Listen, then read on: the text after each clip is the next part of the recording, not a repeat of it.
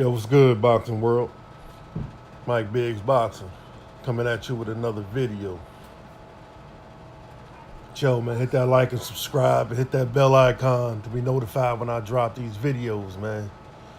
Content is real, and I speak the truth. So yeah, let me get right into it, man. I was checking out this article on BoxingNews24.com, written by some dude named Damian Poole, right? And it's a whole lot of bullshit. But it goes to say that sad news for some boxing fans this week as WBO, IBF, WBA, and IBO heavyweight champion Antonio Jenner was ordered by the WBA to finalize a fight with the Russian Alexander Povetkin within 24 hours of the Tuesday, 26 June, or be stripped of the belt, right? Then it goes on to say it would seem not only is Eddie Hearn getting tired of Deontay Wilder's stalling tactics, but also the WBA. They released the following statement on the 26th. Today, the WBA requested an answer from Anthony Joshua's team regarding this fight with the mandatory challenger Alexander Povetkin. Hearn said to Reuters, "It appears the Wilder team have not returned the contract for the fight, and therefore we are requesting a date for the Joshua versus Povetkin fight with immediate effect." So he goes on to say, so there you have it, boys and girls. Boy and girls. Even the WBA can see Wilder does not want the fight, as Shelley Finkel is unwilling to return the contract with any kind of urgency back to Eddie Hearn with Deontay Wilder's signature on it.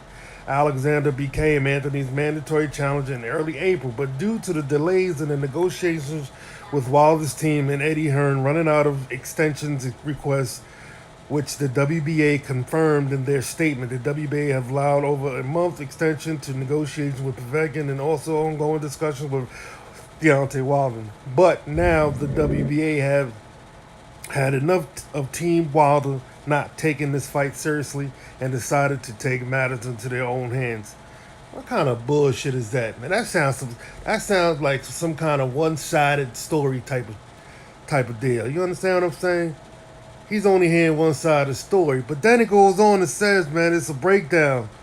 You know what I'm saying? It's kind of a breakdown from, I guess, November 17 to 2017 to June 26th. And I'm going to break it down for you. Listen real closely. November 2017, Eddie Hearn travels to the U.S. to meet with Wilder's team to discuss a possible fight.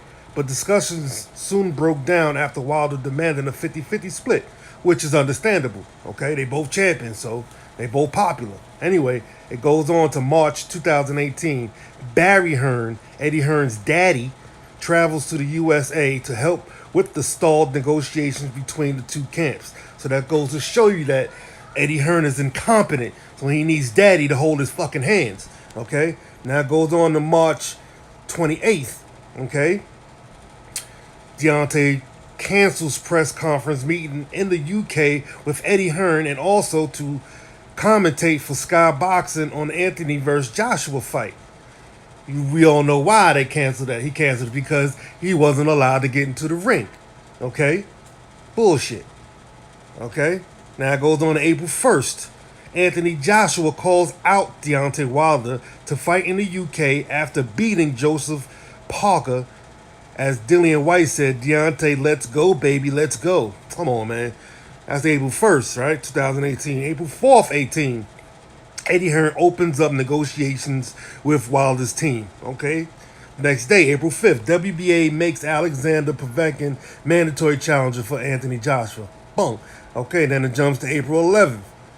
Eddie Hearn sends Team Wilder a fixed opening offer of $12.5 million, but Wilder was not impressed with the take it or leave it offer and said they will respond appropriately in the next day or two with a counter offer. Boom. April 16th, Anthony Joshua was interviewed by IFL TV and says he will fight Deontay Wilder for $50 million in the UK as mentioned on April 1st, right? So 2 weeks later, April 26th, Wilder makes a counter offer worth $50 million, okay? But with the 24-hour deadline. April 27th through 28th, Shelly Finkel cancels all meetings with Eddie Hearn in New York to discuss the $50 million offer. What? Then May 21st, jumps to May 21st. Anthony Joshua versus Alexander Povetkin penciled in for a September possible UK Wembley fight, and if negotiations break down with Shelly and Wilder. May 22nd, Anthony Joshua officially rejects Wilder's $50 million offer, stating he wants to fight in the UK for the fans and home advantage. A new revised offer is sent to Deontay Wilder, reported to be between $15 and $20 million.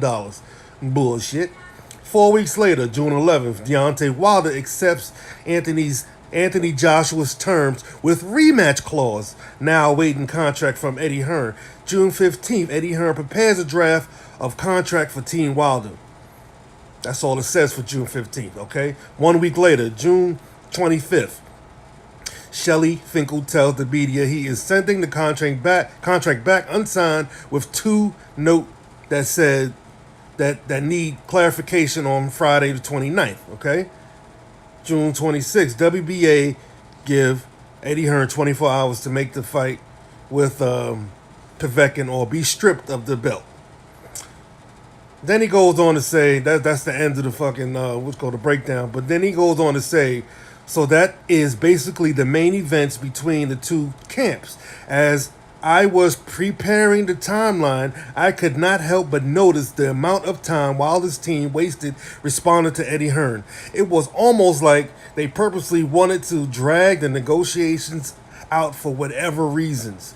Most boxing fans believe Finkel did not believe Wilder was ready to step up against Anthony after only facing one real live opponent in 40 fights. I'm more inclined to believe this theory, as Shelly Finkel said the same thing when Vladimir Klitschko called out Wilder many years ago. Are you kidding me, dog? Oh my God, man. The lies that this dude is spewing out of his mouth, man. Damian Poole, what is your source? What is your source, bro?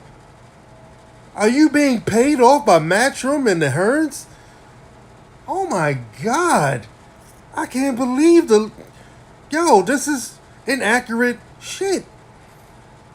It's inaccurate, man. Then he goes on and told Wilder and Shelly wasted 7 weeks with their lack of urgency in replying or accepting any terms but before them set by Hearn. If it was not for this blatant time-wasting approach, this fight would have been made a long time ago. Then the WBA would not have grown tired of Team Wilder's antics. So I can totally see why the WBA forced a 24-hour deadline on Eddie Hearn after reading Shelly Finkel's ridiculous comments about taking a week to return the contract unsigned with some notes that needed clearing up. The whole point of having a mobile phone or email address is speed up communication between two parties, is it not? Why would Shelly Finkel want to send the contract back in the post in the first place and not just pick up the phone and call Eddie or Barry? It can only mean one thing, but I will let you, the readers, make your own minds up what reason is. But we all know why. Shut up, Dame. You sound ridiculous, bro. This is the most illogical article I've ever read in my goddamn life. Damian Poole for BoxingNews24.com. Come on, man. This is ridiculous, man. All the lies that they're spewing about my champ, man. That's not fair. That's not fair. If you only hear one side of the damn story, what kind of fairness is that? You know what I'm saying? What kind of fairness is that? Oh, then check it out. More importantly, why did it take Wilder 4 weeks to accept the revised terms in the first place? Did he need permission from Shelly Finkel or the LDBC, Lions Den Boxing Community? Wow. Most boxing fans believe Wilder was dragging his feet to force Anthony into signing a fight with Alexander Povetkin. Then Wilder can say on Twitter, of course, that Anthony ducked him.